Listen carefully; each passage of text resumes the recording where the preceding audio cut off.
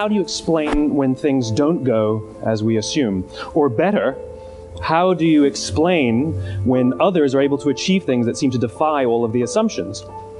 For example, why is Apple so innovative? Year after year after year after year, they're more innovative than all their competition. And yet they're just a computer company. They're just like everyone else. They have the same access to the same talent, the same agencies, the same consultants, the same media. Then why is it that they seem to have something different? Why is it that Martin Luther King led the civil rights movement? He wasn't the only man who suffered in a pre-civil rights America, and he certainly wasn't the only great orator of the day. Why him? There's something else at play here. About 3.5 years ago, I made a discovery. And this discovery profoundly changed my view on how I thought the world worked, and it even profoundly changed the way in which I operate in it.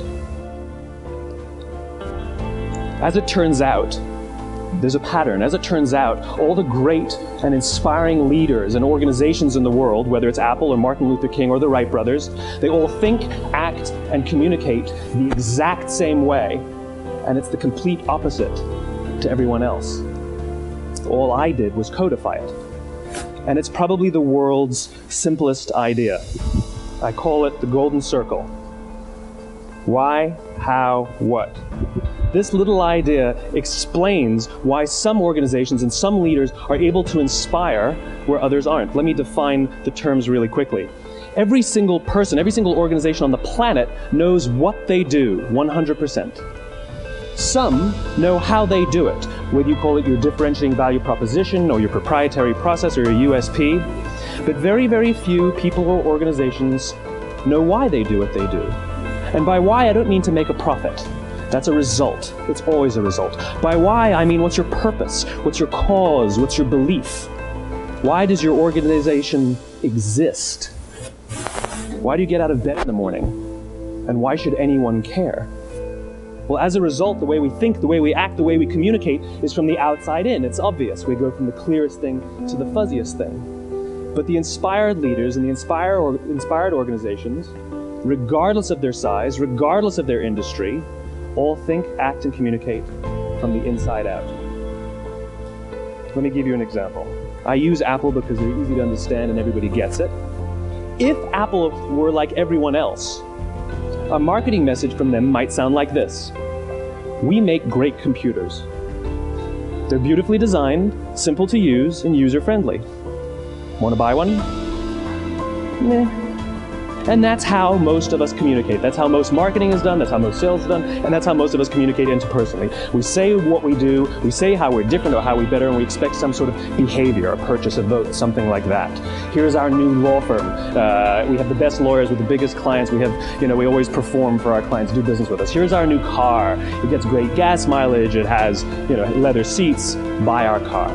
But it's uninspiring. Here's how Apple actually communicates. Everything we do, we believe in challenging the status quo. We believe in thinking differently. The way we challenge the status quo is by making our products beautifully designed, simple to use, and user-friendly. We just happen to make great computers. Want to buy one? Totally different, right? You're ready to buy a computer from me. All I did was reverse the order of the information. What it proves to us is that people don't buy what you do, people buy why you do it. People don't buy what you do, they buy why you do it. This explains why every single person in this room is perfectly comfortable buying a computer from Apple. But we're also perfectly comfortable buying an MP3 player from Apple, or a phone from Apple, or a DVR from Apple. But as I said before, Apple's just a computer company. There's nothing that distinguishes them structurally from any of their competitors. Their competitors are all equally qualified to make all of these products. In fact, they tried. A few years ago, Gateway came out with flat-screen TVs. They're eminently qualified to make flat-screen TVs. They've been making flat-screen monitors for years. Nobody bought one.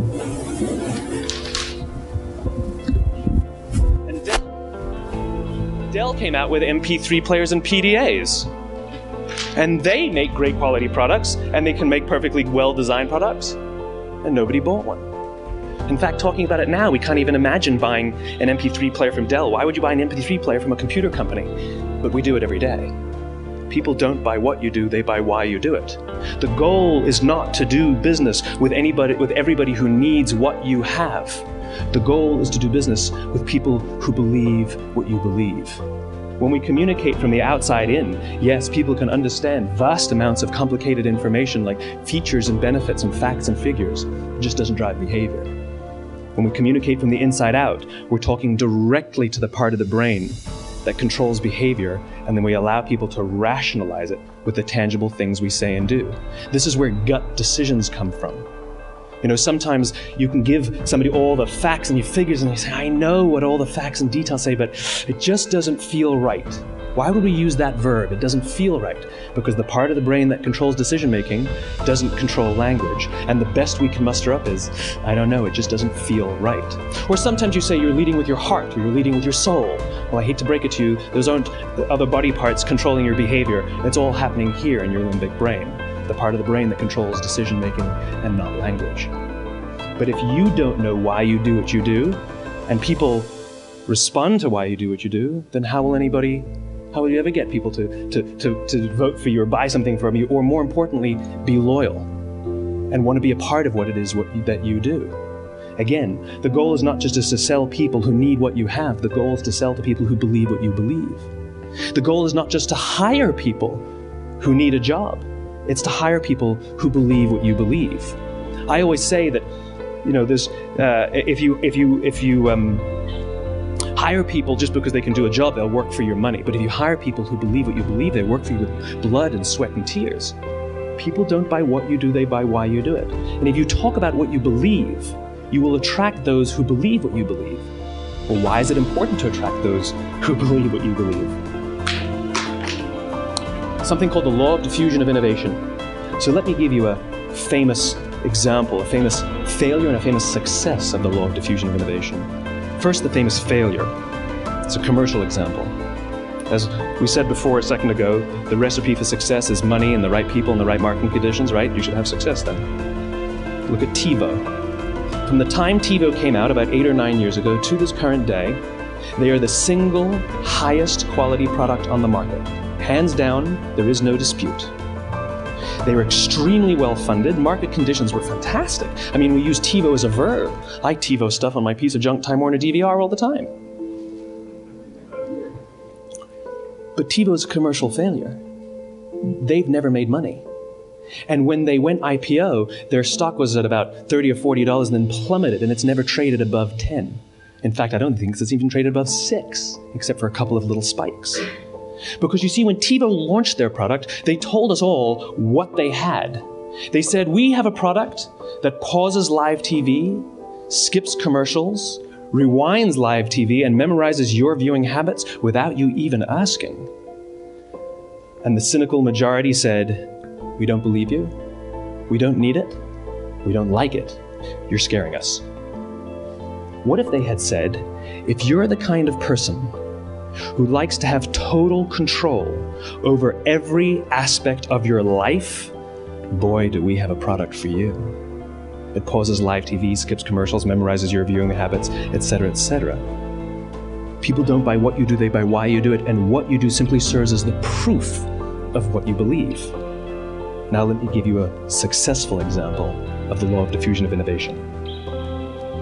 In the summer of 1963, 250,000 people showed up on the Mall in Washington to hear Dr. King speak. They sent out no invitations, and there was no website to check the date. How do you do that?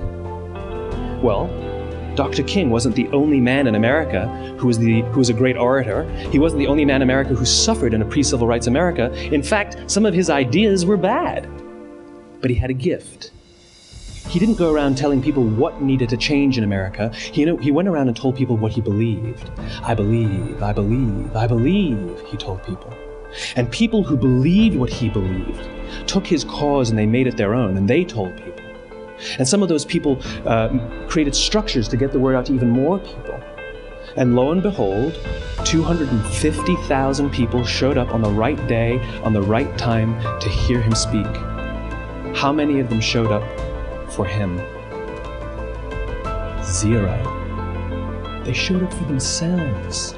It's what they believed about America that got them to travel on a bus for 8 hours to stand in the sun in Washington in the middle of August.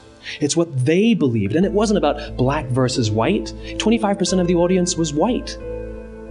Dr. King believed that there are two types of laws in this world, those that are made by a higher authority and those that are made by man.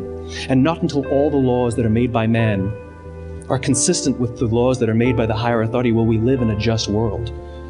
It just so happens that the civil rights movement was the perfect thing to help him bring his cause to life. We followed him not for him, but for ourselves. And by the way, he gave the I have a dream speech, not the I have a plan speech. Listen to politicians now with their comprehensive 12-point plans. They're not inspiring anybody. Because there are leaders and there are those who lead. Leaders hold a position of power or authority, but those who lead inspire us. Whether they're individuals or organizations, we follow those who lead, not because we have to, but because we want to. We follow those who lead, not for them, but for ourselves. And it's those who start with why that have the ability to inspire those around them or find others who inspire them. Thank you very much.